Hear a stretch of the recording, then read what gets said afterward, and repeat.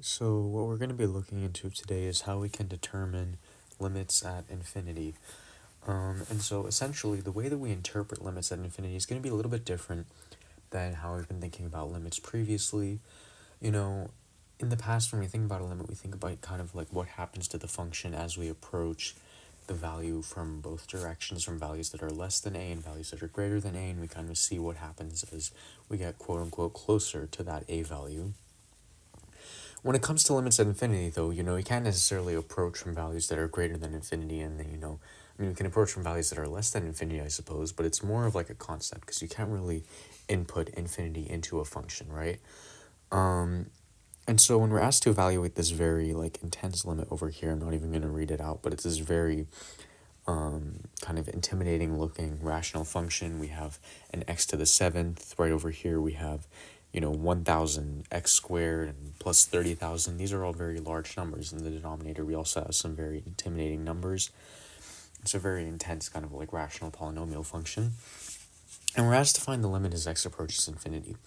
Now, in terms of a rational function, the way you would think about this is maybe kind of like the end behavior of the rational function, or maybe you can think of it as kind of like the horizontal asymptotes of the function. And this is actually kind of a way you can determine different horizontal asymptotes by thinking about the limit as x approaches plus or minus infinity.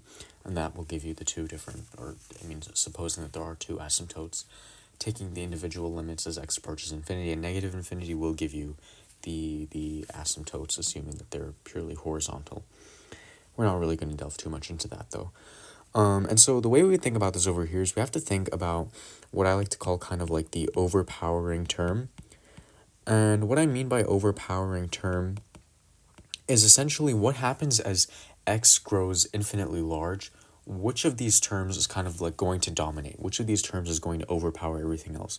So this 1000 to the x, or 1000 x squared is a very large number. We can think about like regardless of what x value we put in, this is going to be, assuming it's a positive x value, this or even if it is a negative x value actually, then it will still be a very large number. But then when we look at this x to the seventh over here, as x approaches positive infinity, as x gets infinitely large in the positive direction, then x to the seventh is going to overpower this 1000x squared, like regardless of what we put in. Eventually, x to the seventh is going to become larger than 1000x squared. And this term right over here is a constant, this 30,000. So even if x becomes infinitely large, this 30,000 is going to remain 30,000. So it's not really going to have much of an impact. So clearly over here, this x to the seventh term is going to be the overpowering term.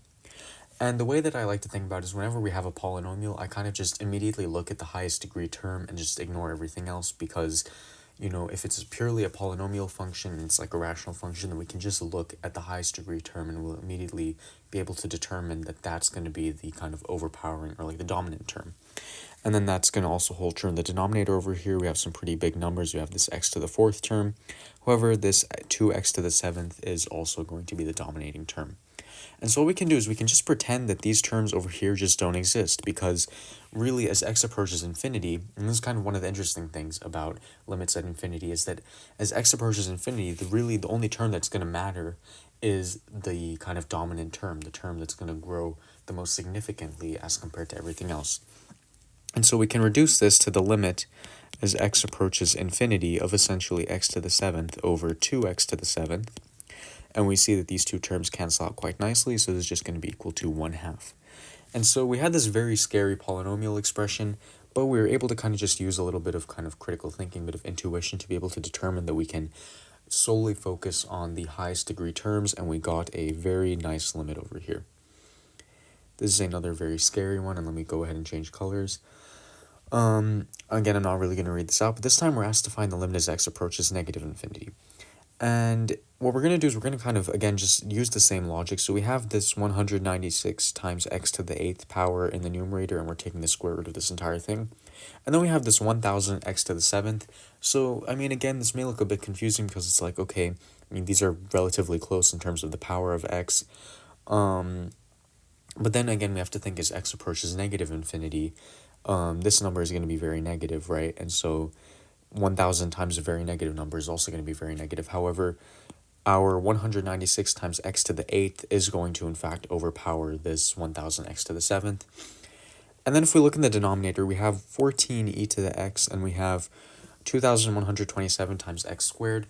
An exponential function, something like e to the x, if it's an exponential growth function, as x approaches infinity, this thing is going to become extremely large, right?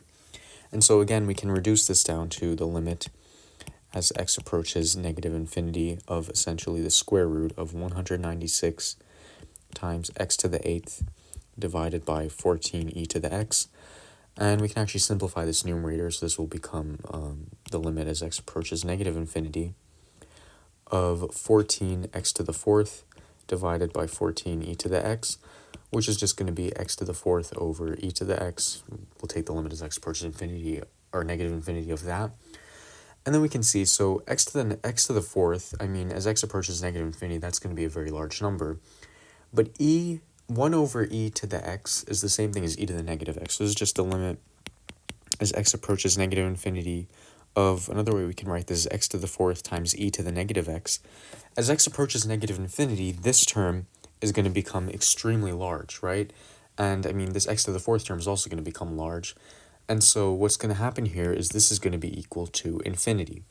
And so whenever we have a kind of, what you can think about is whenever we have a limit at infinity that's equal to infinity, it's equal to plus or minus infinity, we say that this limit right over here diverges. And, in the next video, we're going to delve a little bit more into the notion of divergence.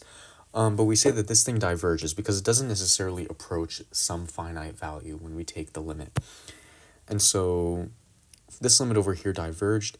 And in fact, this previous limit over here, this is what we say a convergent limit. So this limit converges because as x approaches infinity, it converges, it comes to one particular value. It goes to a particular value, which we determine to be 1/2.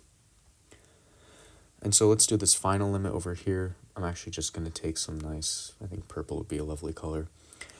The limit as x approaches infinity of this scary rational expression. Again, same thinking, you'll take the limit as x approaches infinity. We'll look at the kind of dominant term. We have this 3x to the 10th, which is definitely going to overpower this 27x squared. So this will just be 3x to the 10th divided by, if we look at the square root over here, we have 81x to the 24th plus 70. And this 70 is really not going to matter much in the long run as x approaches infinity. And then we have the square root of 81x to the 24th, which is in fact a perfect square. It's actually 9x to the 12th. I purposefully designed it in such a way.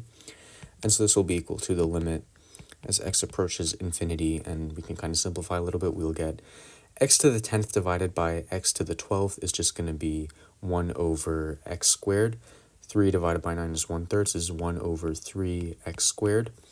And then think about it, as x approaches infinity, as this denominator over here gets infinitely large, we're going to be dividing by an extremely large number, right? And so what's going to happen over here is whenever we have 1 divided by some super large number, then we're just going to be approaching 0, right? So this limit is going to be equal to 0.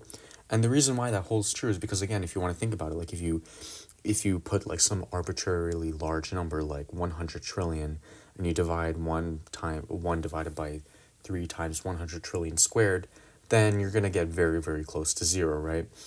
And so essentially this limit also converges, and we say it converges to 0. So this limit converges to 0. And we're going to really explore this notion of convergence in the next video, but this is just kind of a brief introduction into how we can determine limits at infinity.